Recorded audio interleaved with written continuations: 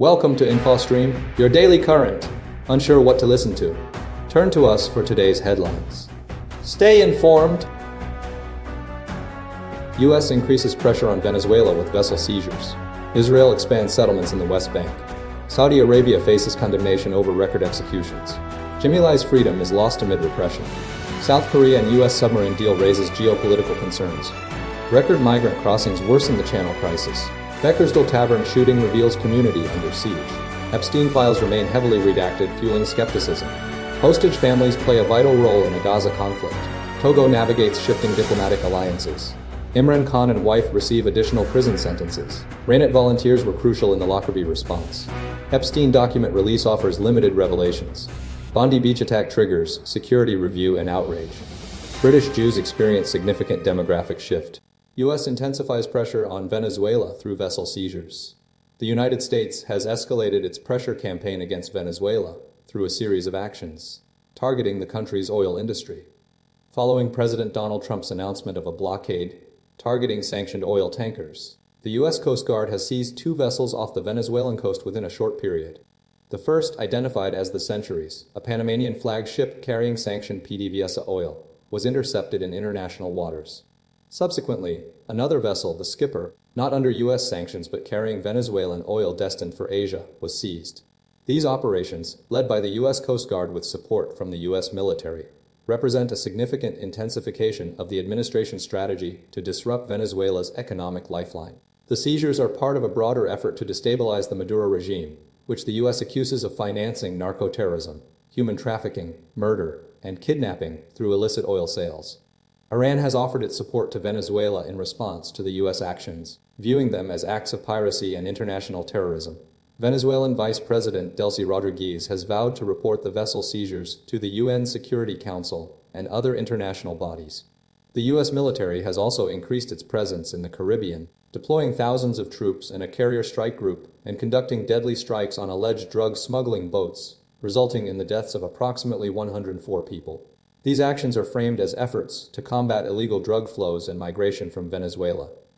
Venezuela's oil reserves, the largest in the world, are operating below capacity due to international sanctions significantly impacting the country's economy. Chevron, the only U.S. company currently drilling in Venezuela, pays a percentage of its output to PDVSA under a sanctions carve-out. The Venezuelan government has condemned the seizures as theft and kidnapping and has pledged to defend its sovereignty.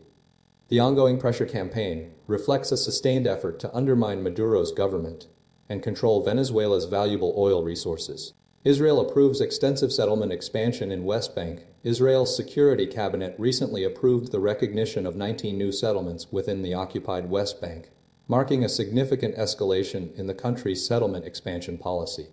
This decision, spearheaded by Finance Minister Bezalel Smotrich and Defense Minister Israel Katz, is driven by the stated goal of preventing the establishment of a Palestinian state.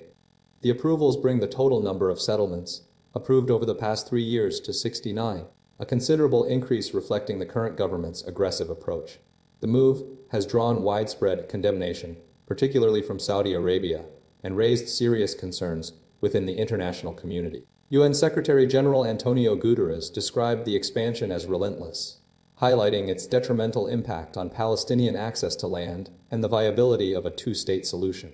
The settlements are considered illegal under international law, further complicating the already fraught situation. Violence in the West Bank has dramatically increased since the beginning of the war in Gaza in October 2023, exacerbating fears that continued settlement expansion will solidify Israel's occupation and further derail any prospects for a peaceful resolution. The two-state solution, envisioning a Palestinian state alongside Israel, remains a distant possibility given this expansion. The government's actions have intensified the conflict with Arab nations and prompted warnings from figures like former U.S. President Donald Trump, who cautioned against annexation. Recent approvals include the reestablishment of settlements dismantled nearly 20 years ago, notably Ghanim and Kadim. Furthermore, plans to build over 3,000 homes in the E1 project, frozen for decades, were recently approved, a move that Smotrich stated would bury the idea of a Palestinian state. Approximately 700,000 settlers currently reside in around 160 settlements, representing land Palestinians seek for a future independent state. In September, the UK, alongside Australia and Canada, took a symbolic step by recognizing a Palestinian state, a stance Israel vehemently opposed. with Prime Minister Benjamin Netanyahu asserting that a Palestinian state will not happen. The ongoing expansion continues to be a central point of contention in the Israeli-Palestinian conflict, with significant implications for regional stability and the future of the region. Saudi Arabia record executions spark international condemnation. Saudi Arabia has surpassed its record for annual executions for a second consecutive year, with 347 individuals put to death in 2025, according to Reprieve. The majority of these executions, approximately two-thirds, are linked to non-lethal drug offenses, a practice the UN deems incompatible with international norms. Foreign nationals constitute a significant portion of the victims, reflecting a war on drugs a strategy. The Saudi authorities have not responded to requests for comment. The rise in executions coincides with a loosening of social restrictions under the leadership of Crown Prince Mohammed bin Salman, including the allowance of women to drive and the reduction of religious police presence. Despite these changes, the country's human rights record remains abysmal, with only China and Iran exceeding its execution rate. Critics argue that the continued execution practices are unaffected by the country's economic diversification efforts and international events. Several cases highlight the severity of the situation. Young men, including Abdullah al-Darazi and Jalal al-Labat, who protested against the treatment of the Shia Muslim minority in 2011 and 2012, were executed after grossly unfair trials involving torture-tainted confessions. Journalist Turki al-Jasser, arrested in 2018 and convicted of terrorism and high treason, was also executed following 7 years of detention. These executions have been widely condemned by international organizations like UNESCO and Reporters Without Borders. The UN Special Rapporteur on Extrajudicial, Summary or Arbitrary Executions, Dr. Morris Tidball Binns, has called for an immediate moratorium on executions with a view to abolition, emphasizing the need for full compliance with international safeguards, including effective legal assistance and consular access. Families of executed individuals often receive no prior notification, are denied the return of remains, and are not informed of burial locations. The method of execution, believed to be either beheading or firing squad, remains undisclosed by the Saudi authorities. The situation underscores ongoing concerns about due process and human rights within the kingdom. Jimmy Lai's Freedom Lost, a chronicle of resistance and repression. Jimmy Lai, the media mogul and longtime critic of China, was imprisoned for national security offenses, marking a significant escalation in Beijing's crackdown on dissent in Hong Kong. His incarceration stemmed from his vocal opposition to the Chinese Communist Party and his support for pro-democracy movements, particularly through his influential newspaper, Apple Daily. The trial, lasting 156 days, centered on accusations of colluding with foreign forces and inciting social conflict, charges that ultimately led to a life sentence. Lai's story is one of resilience and defiance. Initially fleeing communist China as a boy, he built a media empire from scratch, transforming Apple Daily into a leading voice in Hong Kong. He actively participated in protests, including the 2014 Umbrella Movement and the 2019 anti-extradition bill demonstrations, often providing logistical support and encouragement to protesters. His actions were characterized by a deep-seated belief in Hong Kong's freedoms and values, including rule of law, freedom of speech, and democracy. The trial highlighted a growing tension between Beijing's desire for control over Hong Kong and the city's historical commitment to autonomy. The court found Lai guilty of inciting social unrest and attempting to influence foreign governments. Critics argue that the charges were politically motivated, reflecting China's broader efforts to silence dissent and consolidate its authority in Hong Kong. Following the trial, Apple Daily was shut down, further illustrating the tightening grip on Hong Kong's media landscape. The imprisonment of Lai and other pro-democracy figures has had a chilling effect on freedom of expression and political activism in the city. The case underscores the complex and fraught relationship between Hong Kong and China, and the ongoing struggle for the preservation of Hong Kong's unique identity and freedoms. Lai's family continues to advocate for his release, highlighting the human cost of Beijing's policies. The legacy of Jimmy Lai represents a pivotal moment in Hong Kong's history, a reminder of the importance of defending fundamental rights and freedoms against authoritarianism. South Korea and U.S. submarine deal sparks geopolitical concerns. A recently finalized agreement between the United States and South Korea to allow South Korea to build nuclear-powered submarines has ignited significant geopolitical debate, primarily concerning regional security and potential escalation.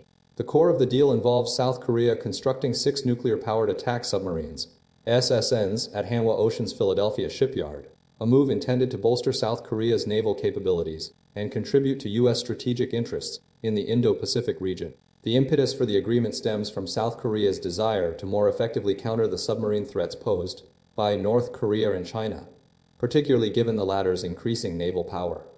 South Korean officials, including President Lee Jae-myung, sought U.S. approval to address limitations in conventional diesel-powered submarines, which struggle to maintain submerged operations for extended periods.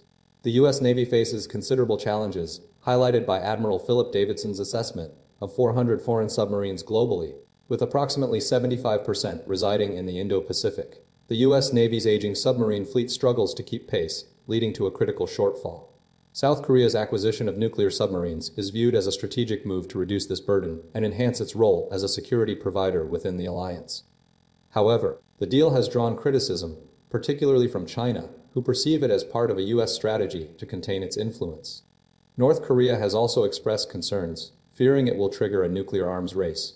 The location of the construction, the Philadelphia shipyard, is a point of contention, with some experts questioning whether it truly benefits South Korea, potentially hindering technology transfer. Despite the concerns, South Korea possesses the capability to build nuclear submarines, and its Defense Acquisition Program Administration, DAPA, has already launched the 600-ton Jangyamsul submarine. While this conventional submarine incorporates lithium-ion batteries for extended submerged operations, the ultimate goal remains the acquisition of nuclear-powered vessels. The timeline for South Korea to acquire a nuclear-powered submarine is projected to be at least 10 years, influenced by the complexities of construction and potential logistical hurdles. The agreement represents a significant strategic shift with potential ramifications for regional stability and the balance of power in the Indo-Pacific. Record migrant crossings highlight ongoing channel crisis. On December's record-breaking day, over 800 migrants crossed the English Channel in 13 boats, marking the highest number on a single day in recent years. This surge was attributed to a backlog of individuals seeking passage to Kent, exacerbated by recent adverse weather conditions that had previously halted crossings. The total migrant arrivals for 2025 now exceed 41,455, surpassing the 2024 total of 36,816. The Home Office condemned the crossings as shameful, emphasizing the need for improved border security. French authorities played a supporting role, rescuing and returning 151 individuals from several small boats attempting the crossing. Charities operating in Calais reported an unusually high number of people residing in makeshift camps, driven by a desire to reach the UK. The recent period of 28 days with no crossings due to strong channel winds created a significant buildup of hopeful migrants. Smugglers, adept at utilizing weather forecasts, quickly mobilized large groups onto overloaded dinghies. The English Channel remains one of the world's most dangerous shipping lanes, attracting migrants from impoverished regions seeking asylum upon arrival in the UK.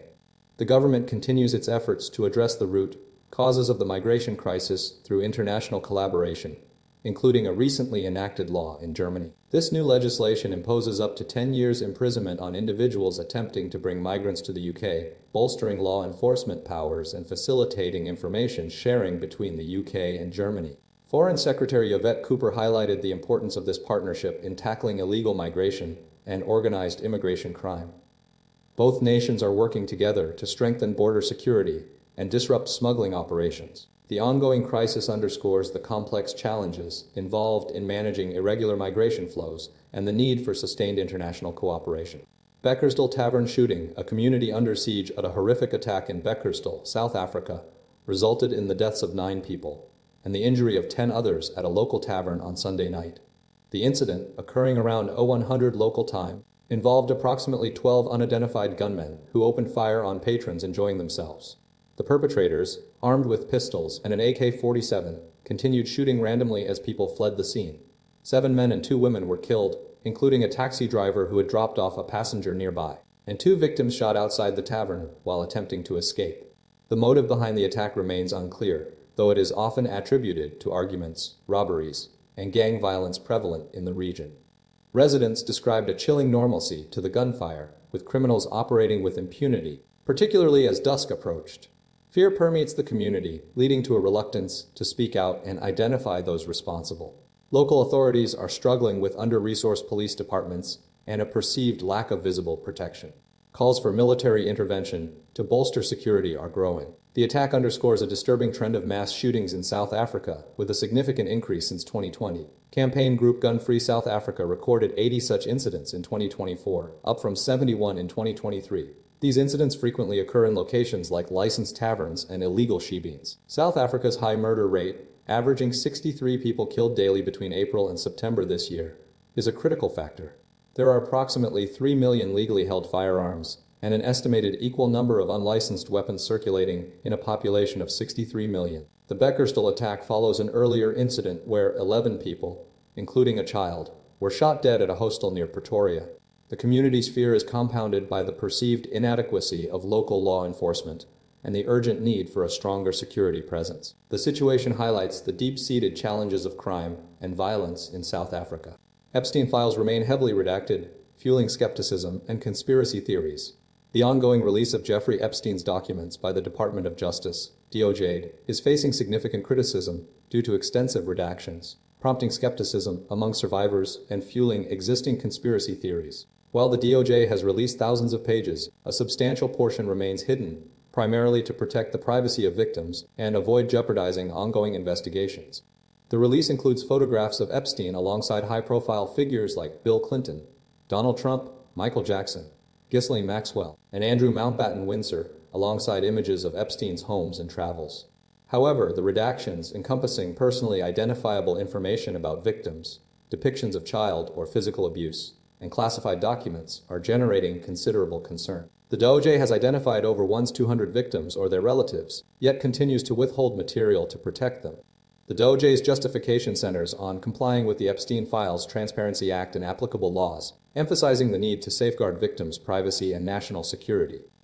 Despite this, many survivors, including Liz Stein, express frustration and worry that the limited release is a slow rollout of incomplete information without any context, and that the redactions are excessive. Legal experts, such as criminal defense attorney John Day, argue that the extensive redactions will feed the fire for conspiracy theorists, and that the DOJ's approach is not faithfully following the law. The DOJ is required to provide a log of all redactions to Congress within 15 days. But this transparency is currently lacking. U.S. Attorney for the Southern District of New York Jay Clayton has implemented a policy of redacting photographs of women with Epstein, even if their identities are unknown, to protect victim privacy. This approach is viewed by some as overly cautious. The DOJ's actions are being scrutinized, with calls for a fully transparent release of all documents to ensure a complete understanding of Epstein's network and activities. The situation highlights the complexities of balancing transparency with the need to protect vulnerable individuals and ongoing legal processes. Hostage families' pivotal role in ending Gaza conflict. Following the 7th of October 2023 Hamas attacks, the Hostages and Missing Families Forum emerged as a critical force in Israel's response to the Gaza conflict. Initially formed in Tel Aviv's Hostages Square, the grassroots group relentlessly advocated for the return of over 250 Israelis held by Hamas and other Palestinian groups. Despite the initial chaos and heavy losses, the forum's determination, coupled with widespread public support, pressured the Israeli government and ultimately facilitated several hostage releases. The forum's evolution involves strategic shifts, including hiring a campaign manager, Lior Chorev, to influence public opinion, particularly when faced with a perceived lack of government action. They utilized a multi-pronged approach, engaging in daily demonstrations, coordinating with international media, and building alliances with former diplomats and security officials. Their unwavering focus on the plight of the hostages garnered significant attention globally. Several exchange deals were brokered, primarily through Qatar's mediation. The first involved the return of 168 hostages, followed by further exchanges, including the release of Palestinian prisoners and detainees. The forum played a key role in securing these deals, leveraging public pressure and diplomatic efforts. Despite setbacks, such as the tragic deaths of several hostages, the forum remained steadfast. They actively sought to bring back the remains of deceased hostages, a deeply emotional process. The group's influence extended beyond immediate negotiations, shaping public discourse and contributing to a shift in Israeli government priorities. As the conflict intensified and casualties mounted, the forum continued its advocacy, emphasizing Israel's responsibility to its citizens. The group's efforts ultimately contributed to a ceasefire agreement in late 2024, marking the end of the devastating war. The final stages involved the return of the remaining hostages and the remains of deceased individuals, concluding a remarkable story of resilience, determination, and the power of civil society. The forum's legacy lies in its unwavering commitment to securing the safe return of its members, demonstrating the profound impact of grassroots movements in times of crisis. Togo's shifting alliances, a diplomatic tightrope Togo's Gnassingbé is navigating a complex diplomatic landscape, cultivating relationships with both France and Russia while simultaneously strengthening ties with military-led regimes in the Sahel. The country's strategic location, particularly its deepwater port, allows it to serve as a crucial transit hub for landlocked Sahel states like Niger and Mali, now aligned with Russia. Following the failed coup attempt in Benin-like Call, Pascal Tigre sought refuge in Togo, subsequently moving on to Burkina Faso or Niger. Togo's actions are driven by a desire to maximize diplomatic leverage and diversify its partnerships. Gnassingbé has actively pursued relationships with France, seeking to maintain traditional alliances. Yet he has also fostered closer ties with Russia, securing a defense partnership granting Russian vessels access to Lomé port. This partnership is intended to facilitate trade and support the Sahelian states. The shift has unsettled France, which historically viewed Togo as a key ally. However, Togo's strategy is also deeply rooted in domestic political considerations. A constitutional change implemented this year transformed the presidency into a largely ceremonial role, empowering the prime minister, now titled President of the Council, with no term limits, effectively solidifying Gnassingbé's long-term control. This has been accompanied by a crackdown on dissent, with critics, including the rapper Imran and former defense minister Gaza, facing detention and intimidation. The government accuses protesters of violence and spreading fake news. Despite his assertive international networking, Gnassingbé's strategy faces underlying challenges. Togo has a history of unrest, and the simmering political discontent remains. In a recent address, Gnassingbé hinted at potential prisoner releases, suggesting a possible retreat from the earlier crackdown. This reflects the inherent tension between his outward-facing diplomatic efforts and the internal political pressures within Togo. The European Parliament has repeatedly called for the release of political prisoners, highlighting the ongoing human rights concerns. Ultimately, Togo's ability to maintain its strategic position will depend on its capacity to manage both its international relationships and the domestic political landscape. Imran Khan and wife receive additional prison sentences amid ongoing legal battles. Former Pakistani Prime Minister Imran Khan and his wife Bushra Bibi have been handed additional jail terms following a verdict in the Toshakana II case, a fraud investigation concerning state gifts. The pair were sentenced to 10 years for criminal breach of trust and 7 years for criminal misconduct, concurrently with previously imposed sentences. This judgment, delivered after a hearing, adds to their existing prison time. The case revolves around allegations that Khan undervalued a Bulgari jewelry set gifted to Bushra Bibi by Saudi Arabia's Crown Prince Mohammed bin Salman during a 2021 state visit. Under Pakistani regulations, state gifts are held in the Toshakana department, but politicians are permitted to repurchase them. Khan allegedly utilized a private firm to reduce the jewelry's value before purchasing it at a significantly lower price. The legal team, informed of the sentencing late Friday, plans to challenge the verdict in the High Court. This marks the latest in a series of charges against Khan, who has been detained since August 2023. He has been convicted in over 100 cases, including those related to leaking state secrets and selling state gifts. Khan's earlier 14-year sentence in a separate corruption case remains suspended pending the outcome of his appeal. He faces further charges, including terrorism related to violent protests of May 9, 2023, and ongoing disputes with Field Marshal Asim Munir, Pakistan's army chief. Despite his continued detention, Khan's social media presence remains active, frequently posting critical messages about the current government and Munir. He was denied family visits for nearly a month before his sister was granted a brief visit following a campaign by his party. The judge cited Khan's old age as justification for a lenient sentence. The pair were also fined over 16 million Pakistani rupees, SA 42,600. Khan's political activity and legal battles continue to be a central point of contention within Pakistan's political landscape. Raynet volunteers played a crucial role in Lockerbie response. Following the devastating Pan Am 103 bombing in Lockerbie in 1988, the radio amateurs emergency networks. Raynet played a vital, yet often overlooked, role in the rescue and recovery efforts. Formed in 1953 after the North Sea flood, Raynet's volunteers, comprised of licensed radio enthusiasts, were mobilized to provide essential communications during major emergencies. When news of the crash reached them, they were immediately tasked with relaying messages between various emergency services and disaster control rooms. Approximately 100 volunteers, including Ann Campbell, Ross Campbell, Tom Stewart, William Jamieson, and others, were stationed at key locations, most notably Tundergarth, where the aircraft's nose cone lay. They worked alongside Strathclyde Police, Dumfries and Galloway Police, ambulance services, FBI investigators, and search and rescue teams. including Canadian units and Chinook helicopters. A particularly poignant moment for William Jamieson was discovering a passenger still seated in their seat, highlighting the immense tragedy.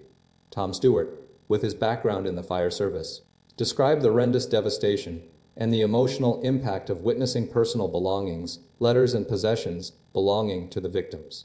The Raynet volunteers' primary function was to maintain communication, particularly when standard radio frequencies were overwhelmed. They successfully transmitted crucial information, such as the discovery of a damaged baggage container containing evidence of an explosion, carefully avoiding public broadcast to prevent premature disclosure. Assistant Chief Constable Stuart Houston of Police Scotland acknowledged the network's indispensable contribution, emphasizing the vital role they played in coordinating emergency services during the darkest day Lockerbie has ever endured. The network's efforts were supported by other organizations, including the Salvation Army, the Women's Royal Voluntary Service, and local residents. Despite their significant contribution, the individuals involved often remained unrecognized. The Raynet volunteers' actions underscore the importance of volunteer emergency services and the critical role they play in disaster response, a contribution that deserves greater public recognition. Epstein document release reveals limited revelations, raises further questions. The Justice Department's release of thousands of documents pertaining to Jeffrey Epstein's activities and connections has yielded a surprisingly muted impact, with limited immediate revelations and continued concerns regarding the Trump administration's handling of the investigation. The documents, released as mandated by law, were heavily redacted, sparking criticism regarding the administration's attempts to suppress potentially damaging information. A significant portion of the released materials featured former President Bill Clinton, including never-before-seen photographs of him alongside an unidentified individual in a hot tub, identified by a Justice Department spokesperson as a victim. The timing of this release coincides with ongoing scrutiny of Clinton's past associations. Despite the extensive investigation surrounding Epstein, Trump's presence in the documents was minimal, appearing primarily in photographs and phone records, mirroring prior disclosures. The administration's delayed release of the documents, failing to meet the statutory deadline, has intensified accusations of deliberate obstruction and attempts to shield the former president. Furthermore, the release confirmed the early existence of a complaint filed by Maria Farmer in the mid-1990s, alleging Epstein's involvement in the theft of child pornography. This revelation highlights the systemic failures that allowed Epstein to operate with relative impunity for years. The documents also included images of other prominent figures, such as Michael Jackson and Diana Ross, adding to the extensive network of individuals connected to Epstein. The release underscored the breadth of Epstein's influence and the complexity of the investigation. The delayed release and redaction practices have fueled speculation about the administration's motives, with critics suggesting an attempt to protect Trump's reputation. The ongoing scrutiny of the documents reflects a broader effort to hold accountable those who may have facilitated Epstein's activities. The revelations continue to generate intense debate and raise fundamental questions about the rule of law and government transparency. Bondi Beach attack sparks security review and community outrage. Following the devastating attack at Bondi Beach, Australia, Prime Minister Anthony Albanese has initiated a comprehensive review of intelligence agencies and law enforcement procedures. The review, slated for completion by April 2026, aims to ensure Australia's security apparatus is adequately equipped to combat extremism, particularly in light of the ISIS-inspired attack on a Jewish festival. The shooting, resulting in 15 fatalities including a 10-year-old girl, a British-born rabbi, and a Holocaust survivor, has ignited significant community outrage. The event was marked by a minute's silence observed at 18:47 GMT, followed by a hostile reception for Albanese at the memorial service, where boos and accusations of blood on your hands were directed at the Prime Minister. The Jewish community, expressing shock and disbelief, has criticized the government's response, alleging a lack of proactive measures and accusations of aligning with Palestinian interests due to the recognition of the State of Palestine. Israeli Prime Minister Benjamin Netanyahu has further amplified these criticisms, accusing Albanese's government of rewarding Hamas. New South Wales Premier Chris Minns has been lauded for his swift acknowledgement of governmental errors and his attendance at the funerals of victims. Calls for a national royal commission to investigate the circumstances leading to the attack are growing, with David Ossip, president of the New South Wales Jewish Board of Deputies, advocating for a thorough investigation. The attack, linked to an increase in anti-Semitic incidents across Australia since the October 7th Hamas attack, underscores a deep-seated issue within the community. The memorial service, attended by thousands, featured poignant moments, including a rendition of Waltzing Matilda and a powerful speech by Chaya, a 14-year-old survivor who bravely put herself in harm's way. The lighting of the menorah, symbolizing Hanukkah, served as a poignant reminder of the community's resilience. Security was heightened at the event, with armed riot squad officers and a police patrol boat deployed. Albanese acknowledged his responsibility as Prime Minister and accepted the criticism, while Minns emphasized the government's commitment to protecting its citizens. The attack has spurred a national conversation about anti-Semitism and the need for stronger preventative measures. British Jews experienced largest shift in 60 years. Recent years have witnessed a profound and destabilizing shift within British Jewish society, marked by heightened insecurity, increased anti-Semitism, and a growing generational divide regarding views on Israel. Triggered by the October 7th attacks and subsequent events, this period represents the most significant inflection point for British Jews in 60 years. The attacks directly impacted the community, leading to fatalities and heightened fear. Following the Bondi Beach shooting and the Manchester synagogue attack, anxieties intensified, prompting actions like concealing kippot and increasing security measures. The rise in anti-Semitic incidents, reaching 1,543 in 2023 and 3,282 by March 2024, underscored this vulnerability. The Community Security Trust reported record levels of anti-Semitic incidents, reflecting a pervasive sense of threat. A significant factor is the generational divide. Younger British Jews, particularly those in the 20-30 age group, exhibit a markedly different perspective on Israel compared to older generations. Data from the Institute for Jewish Policy Research, JPR, reveals a 64% Zionist identification among older groups, dropping to 47% among younger individuals. This generational gap is fueled by differing ethical frameworks, with younger individuals often incorporating Gen Z sensibilities of inclusivity and social justice alongside traditional Jewish values. The Board of Deputies of British Jews has itself been at the center of controversy, with a faction signing a letter criticizing the Israeli government, leading to suspensions. Despite these internal divisions, the board's primary focus remains the safety and security of British Jews. Phil Rosenberg, president of the board, emphasizes the need to confront anti-Semitism while acknowledging the community's pain and vulnerability. The rise in anti-Semitic incidents has prompted increased activism and engagement within the Jewish community, with individuals taking more direct action against hate. However, the ongoing conflict in Israel and Gaza has created a polarized environment, making open dialogue increasingly difficult. Many young people, such as Ben Dory, feel isolated and disconnected, particularly after experiencing events like the Bondi Beach shooting. Robert Cohen's research highlights the convergence of British Jewish ethics and Gen Z values, contributing to a shift in perspectives. The potential for further polarization, influenced by the evolving situation in the Middle East, remains a significant concern, with Ben Dory expressing fears about the future safety of British Jews. The situation is described as being on a real knife edge, and the nation's response will be crucial.